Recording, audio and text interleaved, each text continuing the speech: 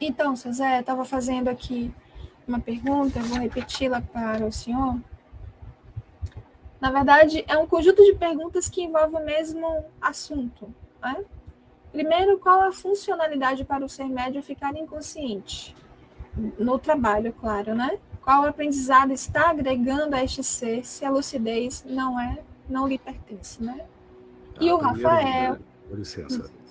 pode ficar à vontade. Em primeiro lugar, quando o quesito é mediunidade, nós entendemos que o médium ele não vai usar apenas a energia lúcida da inteligência psicofísica do seu raciocínio. Ele vai usar outros tipos de inteligências cognitivas do seu campo sensorial. A mediunidade dorme, a sensibilidade não. Quando tinha médios inconscientes, como assim vocês conhecem aqui, não deixava da sua sensibilidade anímica, pelo seu ânimo, fruir como potência propulsora aos feitos dos seus supostos mentores, usando muitas das vezes não propriamente o arcabouço do conhecimento do seu medianeiro. Entretanto, usando o mesmo arcabouço de jogo de palavras do processo anímico profundo, aonde reside o arquivo, não mediúnico, mas psiônico ou psíquico da sensibilidade de todas as vidas de um cidadão. Creio que a pergunta é boa. Um tanto equivocada em alguns ângulos, mas é muito boa. Entretanto, hoje, com a mediunidade semiconsciente ou consciente, não tem mais o porquê de nós espíritos, independente da linha espiritista, ter a funcionalidade de adormecer com tal brutalidade funcional o ego dos nossos medianeiros. A casa, para ser limpa, tem que ser varrida do eixo para fora. Não é nosso compromisso entrar pela janela ou pelas portas e recolher no estado de vazio, de autoconhecimento interior dos nossos medianeiros, a poeira ou o pó e as tralhas que os mesmos muitas das vezes juntam por inutilidade funcional do que se fazem. Mediante a funcionalidade fútil daquilo que se traduzem. Lei de sintonia. Lei de ressonância. Lei de sincronicidade. Você me entende, menina? Entendo, seu Zé. Então hoje não é mais nem menos de que ontem. Entretanto, nós entendemos que é exigido do macrocosmo que o Deus vivo, sensibilidade, desperte. Não é trabalho da mediunidade educar a alma. Não é funcionalidade da mediunidade apurar o espírito. Isso é coisa para Deus, não para um mentor, nem para um obsessor. Isso é coisa para o eterno, não para um espírito que, por mais que se titule do plano espiritual elevado ou não, mas isso é coisa para um senso crístico, ou que poderemos chamar de amor, afeto e amar. A sensibilidade é, sim, uma inteligência que, a de muito, ultrapassa a lógica do raciocínio. Tanto é que todos os avatares dessa terra, assim, se traduziram. Sem amor, nada se faz.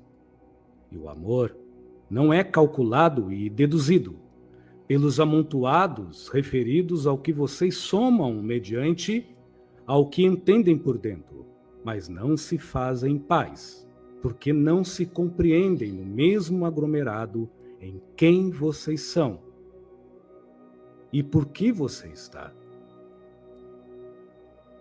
Essa percepção é sentida e nutrida e percebida em si com o que vocês chamam hoje de reforma íntima. Então a mediunidade, semiconsciente e inconsciente, não é apenas uma questão de evolução planetária, mas é uma questão, sim, de evolução humanitária entre os egos, que mesmo pelo inconsciente coletivo se ligam em mãos dadas, em semelhança, nas mesmas discordâncias antipáticas ou nas poucas concordâncias empáticas que se fazem. Com isso, vocês vão ver pessoas poliglotas, ou até mesmo já outras pessoas acanhadas, mas com o mesmo objetivo mediúnico: servir. A ferramenta é essa, que nunca será mais do que o operador que dela se serve, ferramenta, mediunidade. O que firma seu punho, o que equilibra seu pulso, e o que faz você ser um hábil operário mediúnico é sua sensibilidade. É ser sensível, é ser acessível à vida.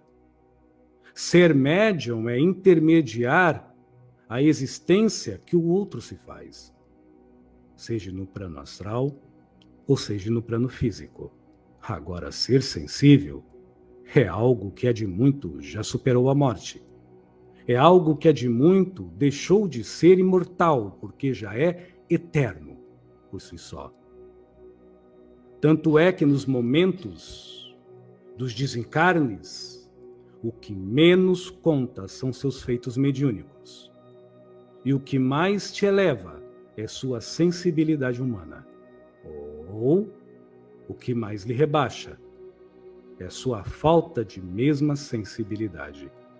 A mediunidade não é um degrau que desce, nem muito menos que sobe. Entretanto, é uma enxada que carpe. É uma foice que abre caminho. É um arado que ara. São ferramentas que serão absolutamente produtivas mediante a agilidade sensível do agricultor, que não deve apenas usar a mediunidade como uma ferramenta que pense por si só, que se transpareça por si mesmo.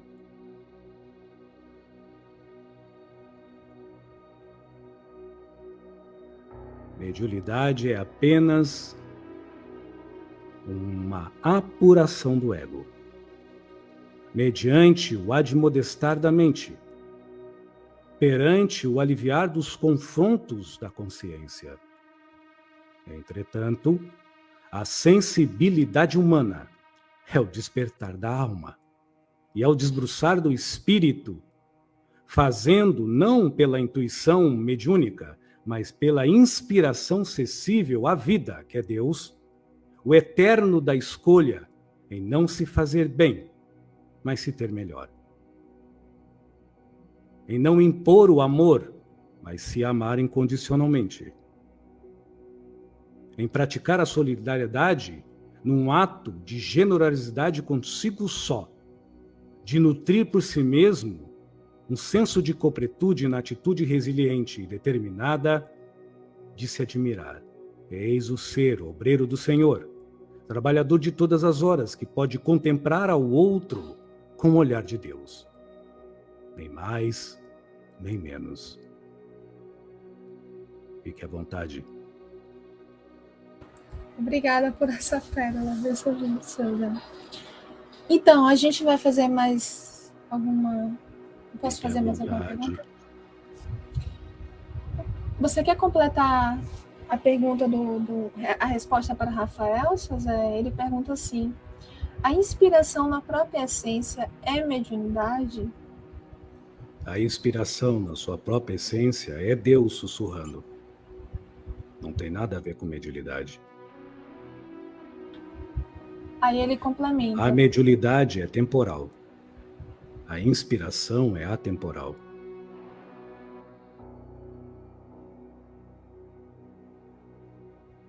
A mediunidade é fragmento. A sensibilidade é o conteúdo. A mediunidade é a doação. A sensibilidade é o acalento.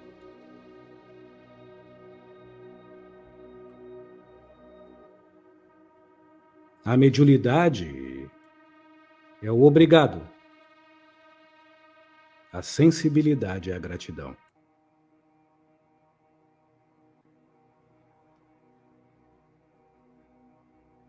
A mediunidade é o perdão. A sensibilidade é a compaixão.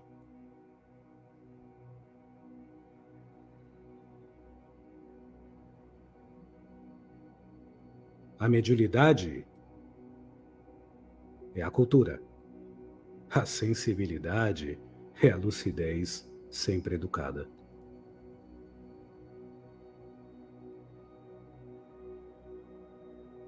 A mediunidade é ser útil.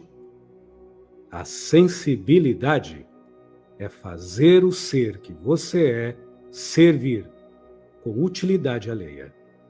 Dar o exemplo.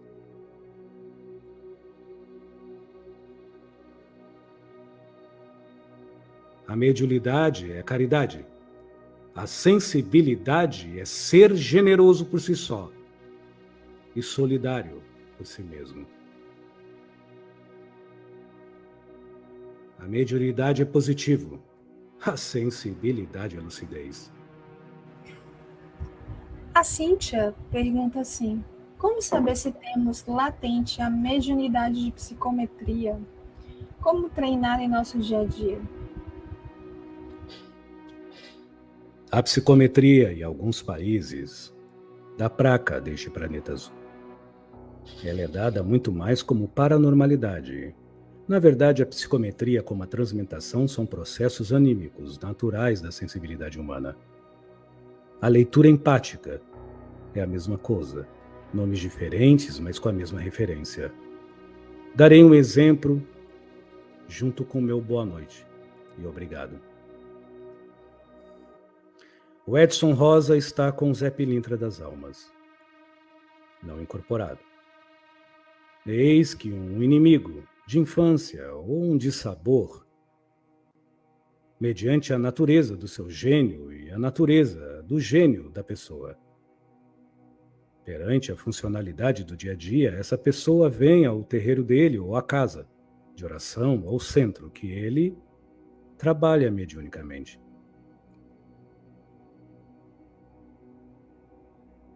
Nisso não há nenhum problema. Porém, o que levou o Edson a ser médium? O Zé Pilintra? É muito pouco. Seguir a Jesus, ou seguir a Oxalá, talvez é alguma coisa. O que levou o Edson Rosa, ou ao médium, a procurar um templo? Ter lucidez ou vantagem? Ter mansidão e apaziguação, o avanjuntamento, vaidade, orgulho e egoísmo. O que levou ao médium procurar este terreiro e essa casa espírita, ou este centro religioso? Provar que existe dom ou sentir em si que Deus pode ser humanizado, na sua consciência e na sua paz interior? O que levou a este ser procurar um centro espiritual? Ser um prodígio que a tudo cura? Ou ser um homem comum que a santa presença lúcida apura e a cura pelo seu divino exemplo de ser?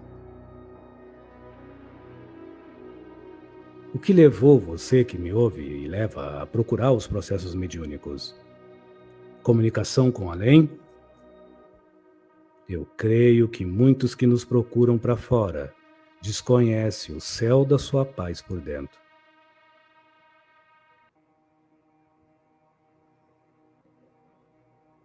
Porém, neste dia, alguém, talvez um dissabor de vidas passadas, ou um dissabor nessa vida, procura este terreiro, esta casa, que está esse médium chamado Edson.